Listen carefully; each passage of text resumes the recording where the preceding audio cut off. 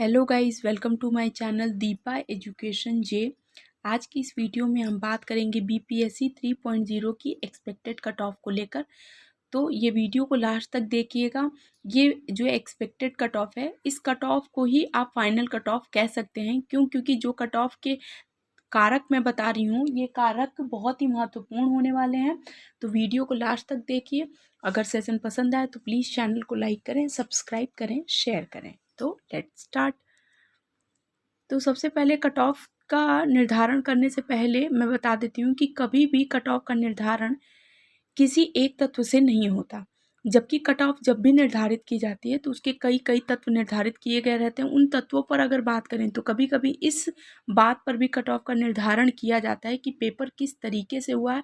यदि हम पिछले बार की परीक्षा की बात करें तो हम देखें कि पिछली बार की अपेक्षा इस बार का जो पेपर हुआ है वो पेपर का लेवल टफ भी था, मॉडरेट भी था।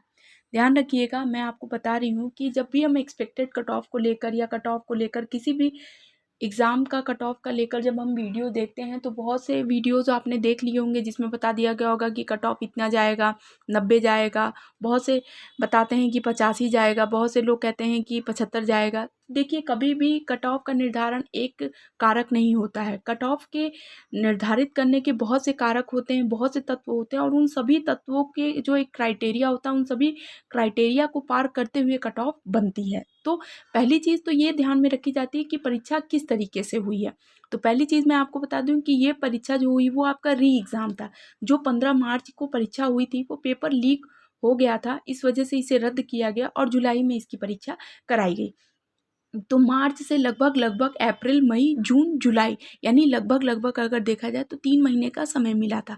3 महीने के समय में आपको पता है, जब भी कोई परीक्षा री एग्ज़ाम होती है, जब भी कोई एग्ज़ाम लीक हो जाता है और उसका री एग्ज़ाम होता है, तो उस री एग्ज़ाम में सबसे ज़्यादा इम्पॉर्टेंट होता है कि री एग्ज़ाम में पेपर का लेवल को टफ किया जाता है, ताकि अब जो परीक्षा हो वो ना रद्द हो और ना किसी तरीके का पेपर लीक हो। तो ध्यान रखिएगा, पहला चीज़ तो ये हो गया। दूसरा हम देखते हैं, और जो सबसे इम्पॉर्टेंट है वो ये है कि बीपीएससी 3.0 में यदि एक्सपेक्टेड कट ऑफ की बात करें तो पिछली बार की अपेक्षा इस बार की परीक्षा जो थी वो बहुत ही ज़्यादा टफ दिया हुआ था। यदि पिछले बार के पेपर की तुलना करें तो एसएसटी में अगर हम बात करें तो एसएसटी का जो कट ऑफ गया था वो 76 गया था। जबकि अदर स्टेट में, जबकि जो बहुत से ऐसे व्यक्ति थे, बहुत से ऐसे अभ्यर्थी थे जिनका 1 नंबर या 2 नंबर से पीछे रह गया था। इसमें ये चीज़ें बताई गई थी कि 1.0 और 2.0 की सीटें जो थी वो 3.0 में ऐड की जाएंगी। चूँकि 3.0 की जो परीक्षा थी उसे रद्द कर दिया गया। अब ये परीक्षा क्या हुई, री एग्ज़ाम हुई। अब री एग्ज़ाम आपको पता है होने के जब समाप्त हो गया है उसके बाद ये बताया गया है, अब नोटिफिकेशन आया है 1 हफ्ते पहले, उसमें ये बताया गया कि बैकलॉग सीटें ऐड की जाएंगी, यानी जो सीटें बची हुई थी उन सीटों को ऐड किया जाएगा 3.0 में। यानी कि अगर बैकलॉग की सीटें नहीं ऐड की जाती तो जाहिर सी बात है कि एक सीट पर अभ्यर्थियों की संख्या क्या थी, बहुत ज़्यादा थी। लेकिन कुछ सीटें ऐड हो जाती हैं, यानी जब सीटों की संख्या बढ़ जाती है तो जाहिर सी बात है कि एक सीट पर जो लड़ाई बहुत ज़्यादा हो रही थी वो थोड़ी कम हो जाती है, थोड़ी कम होती है। ध्यान रखिएगा। तो ये बात तो तय की गई है कि 1.0 और 2.0 की सीटें जो थी वो 3.0 में क्या करी जाएंगी, ऐड की जाएंगी। रिजल्ट बहुत ही जल्द हम लोगों को सुनने को देखने को मिलेगा। ठीक, अब हम पेपर लीक होने की वजह से, यहाँ पर मैंने आपको बता दिया, पेपर लीक होने की वजह से री पेपर हुआ।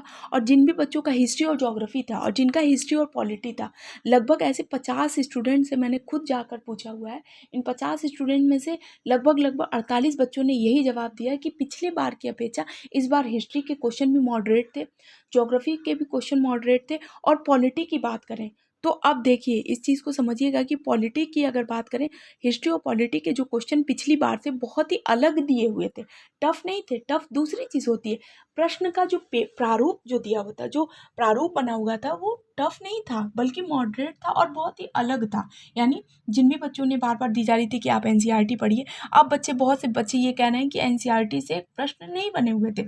जबकि एनसीईआरटी के प्रश्न, आपको पता है कि बीपीएससी एनसीईआरटी से प्रश्न बनाता है। प्रश्नों की ज़्यादातर संख्या जो होती है वो एनसीईआरटी से, यानी पेपर का जो लेवल था वो कुछ क्वेश्चन तो ऐसे थे जो बिल्कुल साधारण थे। यानी वो पेपर, वो क्वेश्चन जो है हर अभ्यर्थी लगभग 60 से 70% अभ्यर्थी कर लेते हैं। फंसाता कौन से है, 30% 40% प्रश्न ऐसे होते हैं जो क्वेश्चन को क्या करते हैं, पेपर को टफ बनाते हैं। यानी ऐसे प्रश्नों की संख्या 30 से 40% होती है।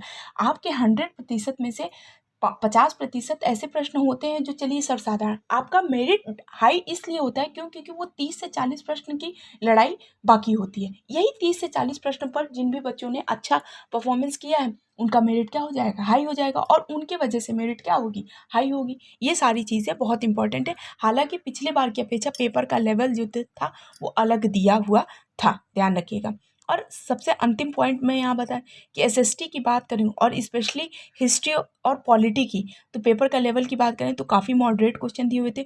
और आंसर, ऑफिशियल आंसर की जो आई है वो तो बिल्कुल हवाइयाँ उड़ा दी। लोग जब आंसर की से अपना क्वेश्चन मिलाने लगे तो पता लगा कि अरे यार ये क्वेश्चन का आंसर तो ये दिया। इसी वजह से आपत्ति की गई है। आपत्ति होने के बाद से अब शायद दोबारा से आंसर की निकले। क्यों? क्योंकि देखिए अभी तो नोटिफिकेशन ऐसा आया था, एक पेपर निकला था, उसमें ये कहा गया था कि हमने एक्सपर्ट से, बिहार गवर्नमेंट ने ये आदेश निकाला था कि हमने जो आंसर की निकाली है वो तो हमारे एक्सपर्ट के माध्यम से निकाली है। यदि आपको किसी प्रश्न पर आपत्ति है तो आप उस आपत्ति के प्रश्न को लिखिए और उसके ऑप्शन को बताइए कि आपने कौन सा ऑप्शन माना हुआ, और उसका प्रूफ दीजिए कि आपने ये चीज़ें कहाँ से पढ़ी हैं।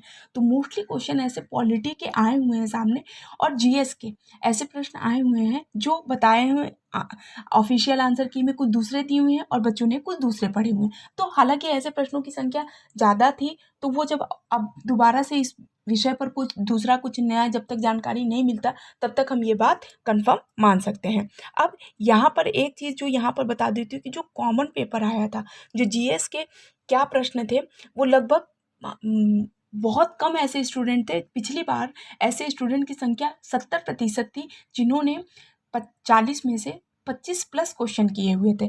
अब इनकी ऐसे स्टूडेंट की संख्या 40 में बहुत ही कम है जिन्होंने 26+ प्रश्न, ध्यान रखिएगा 26+ प्रश्न। बहुत ही ऐसे स्टूडेंट की संख्या सिर्फ और सिर्फ 10% 12% ही रही थी जिन्होंने बताया कि मैंने जीएस में मेरे 26 से 27 क्वेश्चन सही हुए हैं। क्योंकि यानी ये जो जीएस के प्रश्न दिए हुए थे इसमें आप देखिए जीएस के प्रश्नों पर ज़्यादातर आपत्ति पड़ी हुई है। जैसे कि आप देख सकते हैं वो शरीर को संतुलन कौन करता है, कान, सेरिबेलम, ये करके एक प्रश्न दिया होता है जिसमें आंसर, ऑफिशियल आंसर की में बताया गया है कि कान है, जबकि इसका आंसर उपयुक्त में से एक से अधिक होगा। सेरिबेलम भी शरीर के ताप को और शरीर को क्या करता है, संतुलित करता है। तो ऐसे जीएस के बहुत से ऐसे क्वेश्चन थे। एक क्वेश्चन आपका हरिपुरा अधिवेशन से रिलेटेड था, सुभाष चंद्र बोस की अध्यक्षता से संबंधित। तो ऐसे कई क्वेश्चन जीएस में दिए हुए हैं जिन पर आपत्ति की संख्या क्या दी गई है, ज़्यादा दी गई है।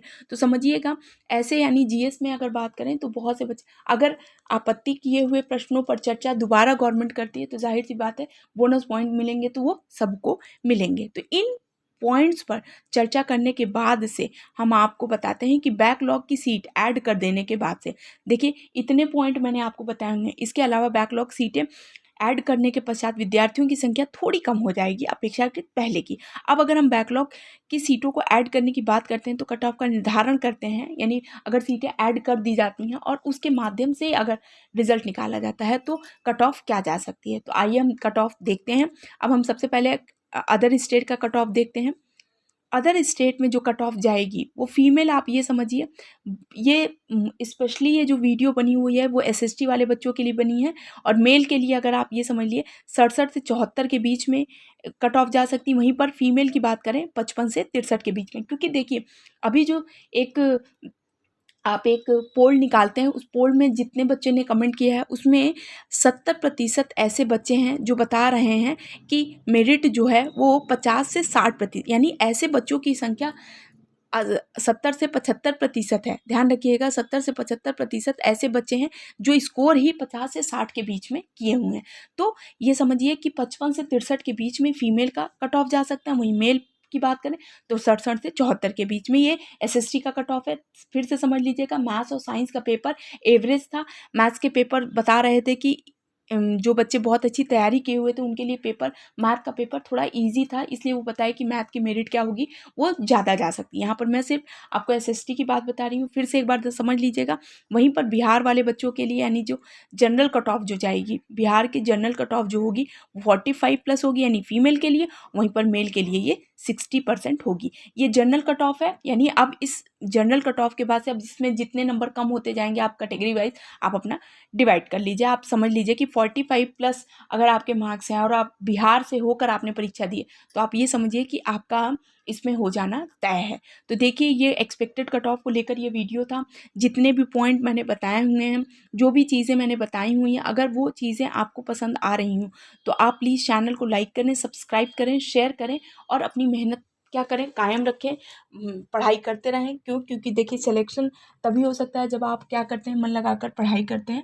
और बाकी इससे रिलेटेड कुछ भी और एक्स्ट्रा न्यूज़ अगर मुझे मिलती है तो मैं आपको इन्फॉर्म कर दूंगी। तो आई होप आपके लिए वीडियो बहुत ज़्यादा इंपॉर्टेंट होगी। अगर आपको सेशन पसंद आया हो तो प्लीज़ चैनल को लाइक करें, सब्सक्राइब करें, शेयर करें। Thank you so much.